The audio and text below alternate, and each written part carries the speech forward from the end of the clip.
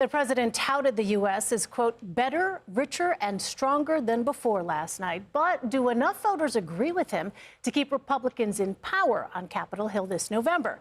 Let's bring in our political analyst. Joel Payne is a CBS News political contributor and Democratic strategist. Doug Heye is a Republican strategist who formerly served as the deputy chief of staff for House Majority Leader Eric Cantor. Gentlemen, welcome. I know it was a long night last night. I want to start with you, Doug, because we come into this conversation with CBS News polling showing that the president's approval rating has really fallen over the past year. With that in mind, a president who is now in his second term, given the political climate that we're in, did his speech, you think, do anything to sort of change the trajectory of what we're seeing there on the screen? I don't think it did. And State of the Union speeches usually don't change the trajectory.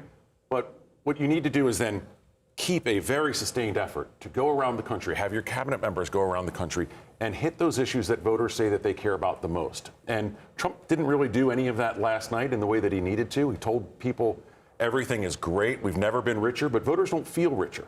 So how does he now go throughout the country? He's going to be in Corpus Christi later this week and get that message to voters that they want to hear on why things cost so much and what he's doing to fix that. Joel, there were a few notable moments. I want to ask you about one. Last night, Democratic Congressman Al Green was escorted from the chamber after holding up a protest sign. And here's what he told our colleague Nicole Killian about last night's protest. I assure you that it was done with intentionality.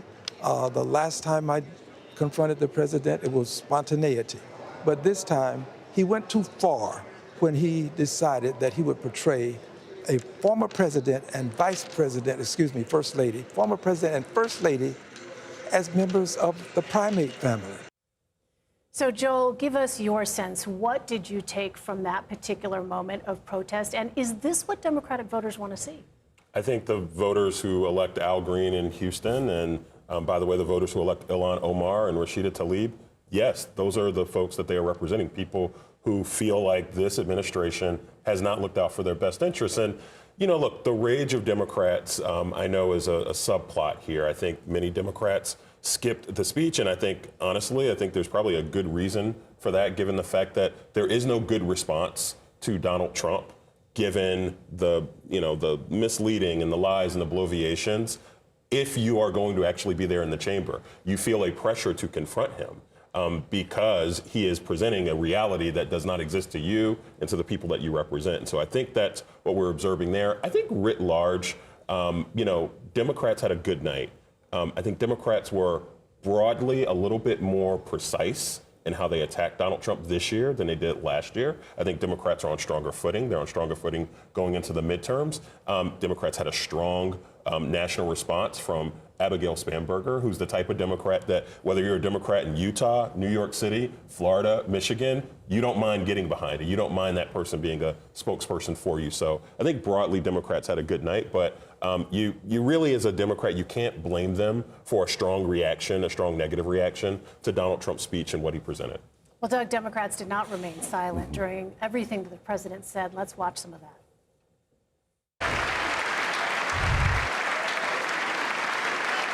They stood up for that. I can't believe it. I can't believe it. Did Nancy Pelosi stand up if she's here? Doubt it.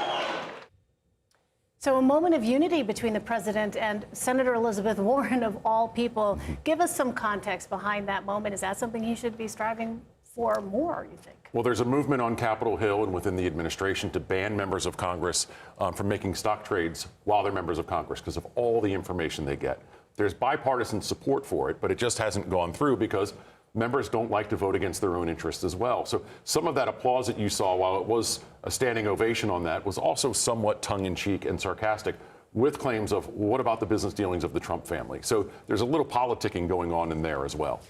Joel, you touched on this a moment ago, the varying responses among Democrats last night. Some Democrats were shouting, others were wearing pins, calling the president a liar, drawing attention to ICE. Some who did not show up at all of these meant to be acts of protest. In your view, given where Democrats as a whole are in the country and Democratic voters in particular, What do you think the tactic is that might prove to be most effective? Well, let me start here, and should note for the viewers, and I think you know this, I work for MoveOn.org. I'm the Chief Communications Officer. MoveOn organized a boycott with about 30 Democratic lawmakers last night, had a lot of good response online. So that's for context for the viewers.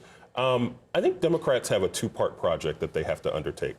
One, it is to demonstrate how unpopular Donald Trump and his agenda is. The second part is to win back trust with the public. I think they are winning back trust with their base by showing that they're willing to fight.